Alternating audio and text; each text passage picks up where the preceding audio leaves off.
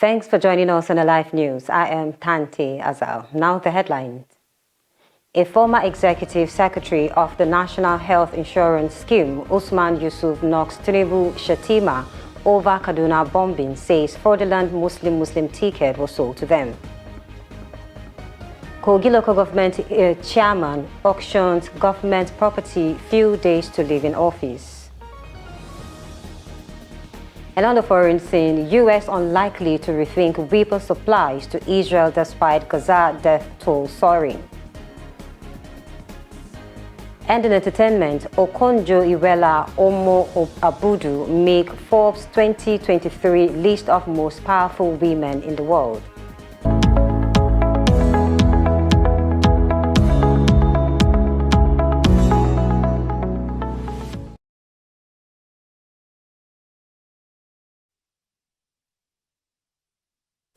A former executive secretary of the National Health Insurance Scheme, Usman Yusuf, has lamented over the erroneous bombing of residents of Tudunbiri village in Igabi local government area of Kaduna. The army had erroneously dropped bombs in the village, which led to the killing of over 80 persons. Speaking on the unfortunate incident during an interview, Yusuf says the optics for the Nigerian army as well as the presidency is not good. He argued during the 2023 elections, Muslim clerics sold a fraudulent Muslim ticket to Nigerians in the region. The former NHIS executive filmed that Muslims are still being killed in the north despite the president and the vice presidents being Muslims.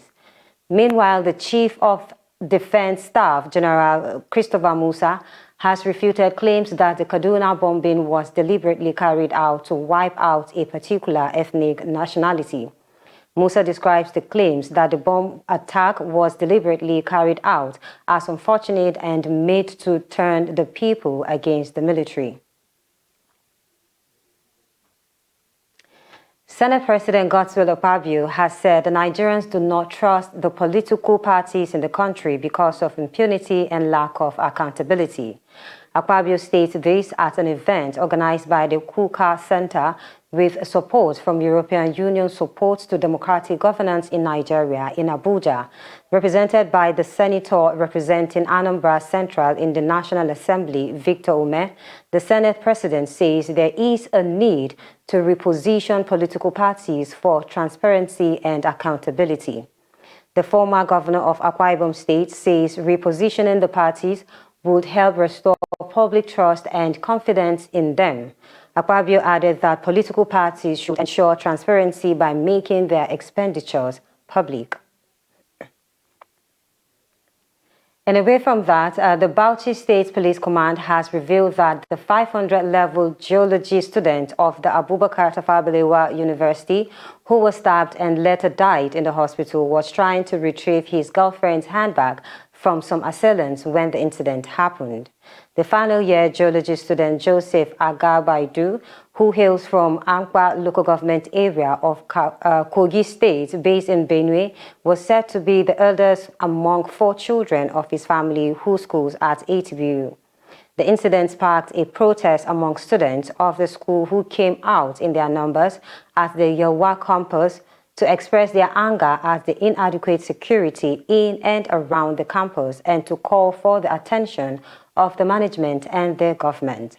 Following the protest, the management, in a statement signed by the Deputy Registrar Academic, Fatima Abdullahi, shut down the school and directed students to vacate the campus immediately, saying the protest carried out by the miscreants disrupted the peace being enjoyed on the campus.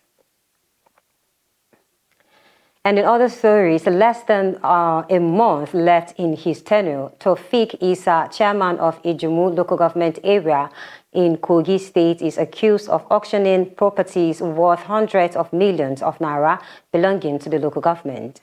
Investigation uncovers that a range of items, including vehicles, typewriters, motorcycles, furniture, and cooking utensils, were sold. The sale was reportedly to raise funds for the council following the freezing of state and local government accounts by Governor Alhaji Yahaya Bello. Sources indicate that the freezing of the account has placed local government in the state in a financially challenging position. It is also revealed that the local government secretariat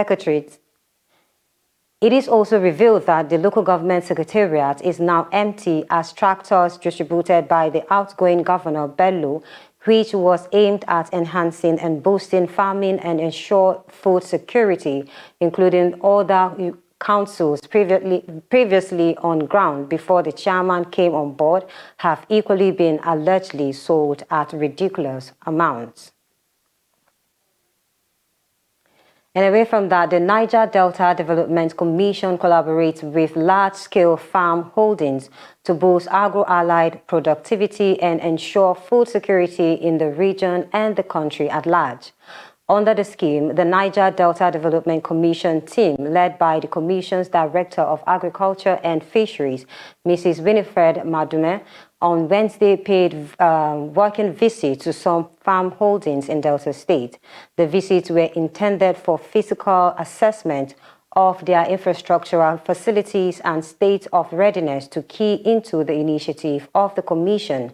Speaking during the assessment visit, Madume noted that with delight that the food security agenda, which she describes as an initiative of the NDDC's Managing Director, Dr. Samuel Ogbuku, is in line with the policy of the federal government, which emphasizes stakeholders' engagement in the development process. According to her, the NDDC's intervention in the area of agriculture is, among others, aimed at teaching and teaming youth of the region the business aspects of agriculture, thus making it more attractive to them.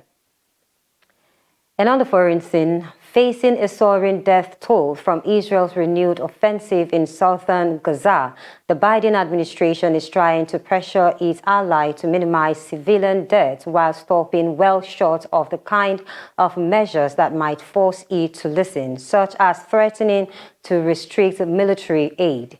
Top U.S. officials, including Vice President Kamala Harris and Secretary of State Antony Blinken, have urged Israel publicly to conduct a more surgical offensive in the south to avoid the heavy civilian casualties inflicted by its attacks in the north.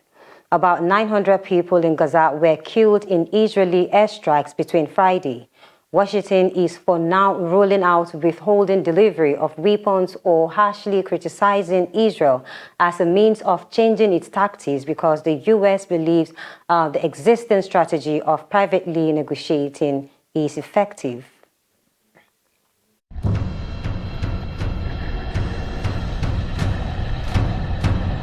Hello and welcome to Live News. The immediate past Minister of Youth and Sports Development Chief Sunday Dari, the federal government of Nigeria has taken punitive action against the secretariat. Nigerians have expressed fear over the possible shutdown of businesses and job losses. See, things are just going higher every day. For a fact that going from here to Ombalin day before was at 300, but now is at the high side of 700, 800. The subsidy costs us trillions of naira yearly. Such as a vast sum of money will have been better spent on public transportation, health care, school, housing, and even national security. Welcome back. And now in entertainment, the Director General of World Trade Organization, Ngozi Okonjo-Iweala, and popular media personality Mo Abudu made the 2023 Forbes list of the world's most powerful women. The list, carefully chosen with 4 main metrics: money, media, impact, and spheres of influence, comprised 100 women excelling in various fields, including politics, business, technology, media, and entertainment, amongst others. And this is all we have for you at this hour. Thanks for watching. My name is Tanti Azar.